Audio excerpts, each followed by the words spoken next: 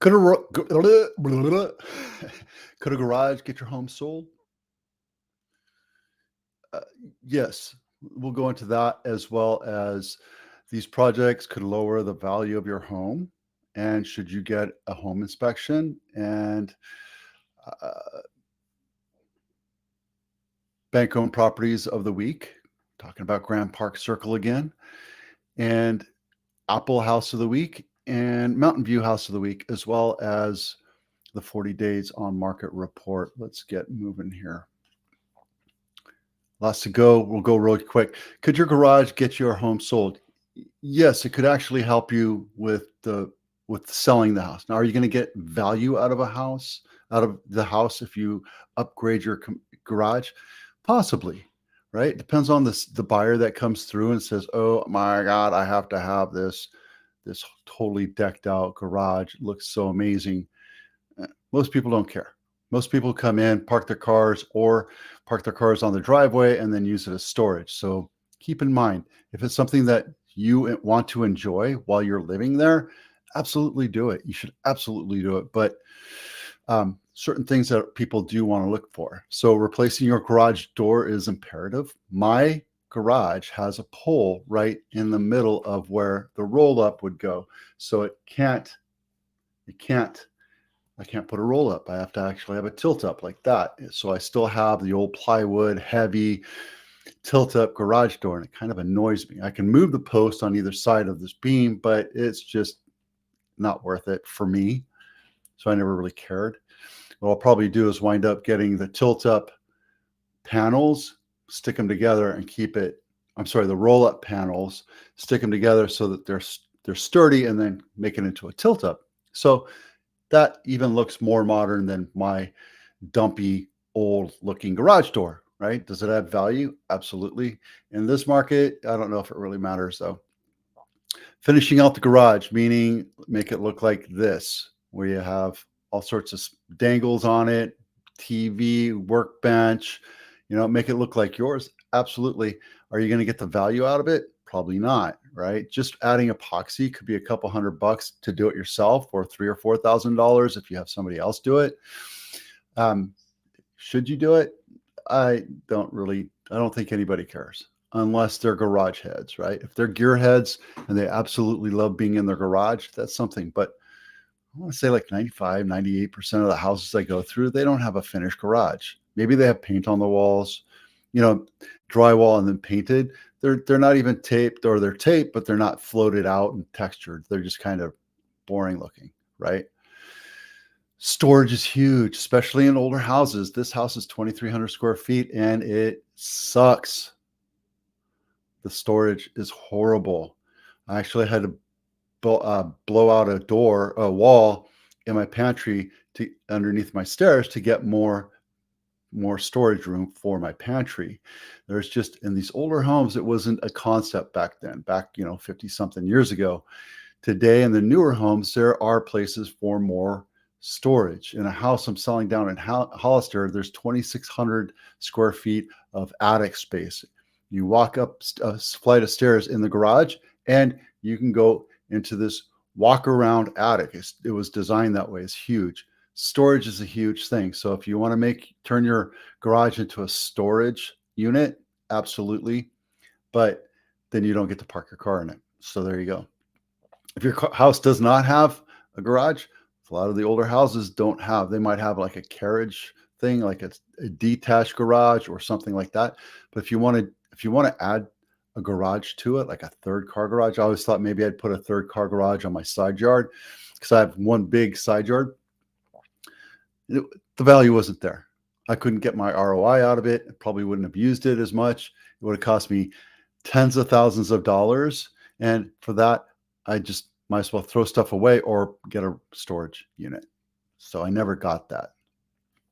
Doing a garage conversion. We'll talk about this in the next article. If you're thinking about turning into a living space, it's always an opportunity, but most buyers don't care for it. At least the buyers I work with. So can you add value to it? Yeah, you can turn a 3-bedroom into a 5-bedroom if you wanted to, or maybe a 4-bedroom, or like a little mini suite. Then how do you put a bathroom in there? How do you put plumbing in there? It's kind of a pain. So how do you figure it out? You can absolutely add value to it. And if you do that, then your buyer becomes an investor. So just keep that in mind. You're not looking for a family anymore when you go to sell it. When I tell you about doing these renovation projects, I'm always talking about ROI and who the buyer is that would buy something like this, right? Because you have to know who you're selling to. These projects could lower the value of your home. Do-it-yourself projects that look DIY. I've seen homes that just yell. I knew a guy who put doors on himself and he didn't understand the concept of having the door go into the frame. So it locked onto it just have an expert do it, show you how to do it, or have somebody do it with you. But if you don't know what you're doing, don't do it. Right? I do that REWTF line on my Facebook all the time. People love it. It's because people don't know what they're doing. They just assume that they're thinking that this is a good idea, and then they do it, and then they wound up creating a big turd that they have to have repaired, or it becomes other people's problems. So don't do that. Garage conversions. It could probably give you less value because people don't want it unless they're investors. So again, it depends on who you're selling to, right? So typically what we do is if I come into a house and it has garage conversion and there's a suite in there or a house or a room or what have you, I just say leave it. And if the buyer wants us to remove it, we remove it. Or we can say, we have 5 other offers. Nobody else asked for it. So go pound sand. So it becomes other people's problems.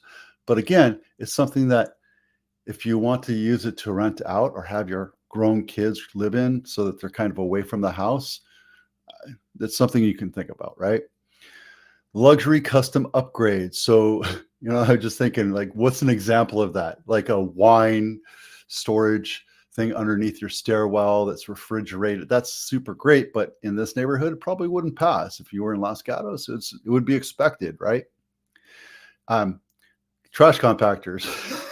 Love trash compactors. I wish they were still a thing, but it's kind of past vogue. People really don't expect it. And a lot of people don't know what to do with it. And it's kind of hard to find them anymore. So luxury custom upgrades, things that are just totally out of the whack. High-end windows in a neighborhood like that. Not saying that I live in a nice neighborhood. I don't live in a luxury neighborhood like Los Gatos or Saratoga or Palo Alto. My house is not worth $20 million. If I had a $20 million house, I would be putting in high-end custom upgrades. So think about the neighborhood that you're in, and what we call that is called designed obsolescence. It doesn't work well with the design and flow of that neighborhood, like putting in an 8-bedroom house in a neighborhood that typically has 4 or 5 bedrooms. So home additions. There we go. If you want to add, if you have a 3-bedroom and you have like a 900 square foot house, you add on another ensuite for your master with the bedroom and the hallway and the bathroom and a walk-in closet and all that. Absolutely. You're going to do it. You can do it, but you got to get something out of it. So enjoy it. Get that utility out of it, because you're not going to get the ROI out of it except for after maybe 20 years once it's paid off, because the value of money will go up. So you're kind of sinking money into it. So if you don't plan on going anywhere in 15, 20 years, then absolutely think about it. But if it's something that you're like, it's going to cost me $250,000 to add on an extra room. And I know it says down here, it's here, in California, it's going to cost you that much, right? Because contractors are busy and they're going to tell you, hey, if it's going to be worth my time, it's going to be worth this much money. So there you go. I always tell people pools are a love-hate thing. You either want to have a pool or you don't. And think of it as a big Venn diagram, right? There's a big population of people that absolutely don't want a pool. So we take pools off the list. There's people that absolutely want to have a pool. And there's some people that are in between. They're like, I don't care if I get a pool or not. So we don't worry about it. But pools can be a maintenance nightmare. They can be very costly. You could be paying $400, $500, $600, $700 a month to maintain them, right? With the water and electricity and everything, and then having to repair pool stuff and having your pool guy come in. So it's a costly endeavor, something that you can enjoy. If you're a pool person, absolutely do it, right? But understand that pools are kind of like a 50, it's not really like 45, 45. 45% of the people absolutely love pools. 45% of the people absolutely don't want pools. And there's some other people in between. Sunrooms were something of the 60s, 70s, 80s, kind of started dying out in the 90s. And nowadays we see it. I have a friend that just put one in, and it's amazing. It's amazing. And the way his yard lays out, it works perfectly. Instead of doing an addition, he put a sunroom in, and it encloses. It's not completely sealed off from the weather, so it's still considered a sunroom. But it's great to have if it's something you're going to use. But if you're going to use it, use or do it, use it. Like I have a pergola, I go out maybe once or twice a year. Wish I never put it in. I like it. It's very nice looking, but I don't know. Maybe somebody, if I ever sold the house, maybe somebody will be like, oh, this is the best thing ever. Don't go overboard on landscaping, especially for a neighborhood. Now, if you have, 5 acres and everything's lush and your neighborhood is, massively luxurious and you have to have water features, absolutely. But if you have like a 20 by 30 front yard, don't put in a 10-foot fountain, right? Kind of go with the flow of what the neighborhood looks like, right? So don't go overboard. That's it. Okay, there you go. Should you get a home inspection before you put your house on the market? Yes, for a couple reasons. One, it gives you an opportunity, and I've been telling you this because I always tell you to download this home inspection checklist, but get one before. I just had my inspector go out to my house and my listing in Hollister to do a run through. And the reason why you want to do it, the main reason why you want to do it is because you want an as-is offer to come in. So you give the buyer the inspection saying, this is what's wrong with the house. These are little things that I did fix up, but there you go. Because if you don't have that inspection done, the buyer's going to have that inspection, the home inspection done and a termite inspection done and all that other stuff. And they're going to come back to you, say, you didn't disclose $30,000 worth of termite repair. I want you to fix that. Right? That's the number one reason why you want to do it. But let's go into what Wall Street Journal says. Waiving an inspection became a negotiation tool for buyers navigating the pandemic fuel. It was even before that here in the Valley. It was done after 2008, after the 2008 bust. We started seeing as-is offers come in, and if as-is means there's no inspection, you're waiving the inspection, you're waiving any kind of fees, you're waiving any kind of credits, as is, right? So when it's a hot, crazy market, you absolutely should do it. When it's a cool market like it is right now, you should do it because you don't want people coming in and saying, I'll give you $2 million for your house. And then they do the inspections, they come back with $50,000 in repairs, which you have to do or give them a credit for. I'd rather you spend $1,500 on it. Yeah, and people do get that. Outside of the Valley, it's not expected, but here in the Silicon Valley, it's pretty much a norm for us to have inspections done because we want that easy transaction done. It's not required. It's not required by law. It's just something that we suggest because real estate has to be a transparent transaction. You have to tell the buyer everything you know that's material to the house. And by having a third party come through and tell you what's wrong with the house, then you're kind of alleviating yourself of any issues. But also, we're laypersons. We don't know how to look at every nook and cranny, right? My checklist here goes through every little bit and piece, but are you going to go underneath the house and take a look at all the ducts and make sure all the electrical looks great and make sure there's no leaks? Are you going to go up in the attic and do that? That's what an inspector does. So they give you a full-on picture of what you're looking at there. What's it going to cost? I'll tell you, a 3,500 square foot house is going to be about $1,500 for termite, roof, and property. If you have a pool, it'll be more. If you have a foundation, it'll be more. Issues, it'll be more. If you have anything else so just about $1,500. It could be about $1,200 for a smaller home, but just getting in that area, that's the norm here in the Valley. It's not $400 anymore. That was, inflation. Third-party inspector will check major systems, mechanicals, windows, doors. Yep. So they check everything. Dishwasher, washer and dryer, everything. They want to make sure it works. And if not, then they're going to write it down. And I've heard of agents getting pissed off at the inspector saying you shouldn't have disclosed that. Well, here's the thing. I would rather over disclose and scare away crappy buyers or buyers that might be timid than get into contract with a timid buyer and then they go, oh, there's $30,000 worth of damage. I got to get out. And that becomes their right. Right. I want to find the right buyer for that house so that it alleviates any kind of problems for my client. When should you do a pre-listing inspection? I do it right before because I tell you to do the major problems up here. You know where it is. We bring in the handyman or contractors. We get it all fixed up, and then we have the inspector come in. And if you find something big, then we can identify it and go through it later.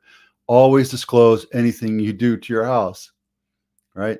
You replace a plug, a switch, a light, floors, windows, anything you do, replace it, disclose it, right? Well, I don't have to do the dishwasher, do I? Yeah, just disclose it. Why not? Why not, right? What can I fix? What can I leave? Well, again, there's no advice on what you should repair. I always say if it's obvious, like a crack in the window or a crack in the wall, or maybe a buckling of the floors, have that attended to. Figure out what the problem is, get that fixed, because that's going to scare away buyers. That's going to turn buyers away, right? The little things you can leave, but I'd say get them done, right? I just had a client for another house replace plugs and switches because it was the old bisque color and you wanted to turn it white. So just depends on what you want to do. No house is perfect. No house is perfectly level. No house is perfectly plumb or square. So understand that when you're buying a house, it's made by human beings and it's an imperfect product. You're going to have dips and curves, especially older houses. Houses that are 56 years old are going to have some growing pains in it, and they're going to have some old bones. Is it going to break and fall down? No, but you're going to have waves. You're going to have imperfect walls or not square walls, right?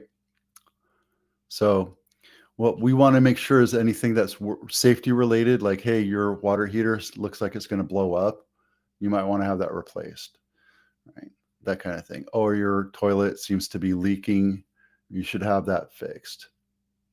And obviously disclose it. Yeah, and smaller fixes and maintenance issues can have an impact, because if you look, once a buyer sees a crack in the wall, they're going to be like, oh, I wonder what else is wrong with this house. What else could be wrong with this house? And now instead of it going, oh, this is a beautiful house, I love the kitchen, I love the bathroom, they're going to be looking for imperfections. And where they find one imperfection, you're going to see 100 of them. And they'll be like, that house needs some issue, needs some repair problem or maintenance. I'd rather have it taken care of. Yeah. So the current trend is stainless steel appliances. And here's my problem with appliances. They are all crap. KitchenAid's a good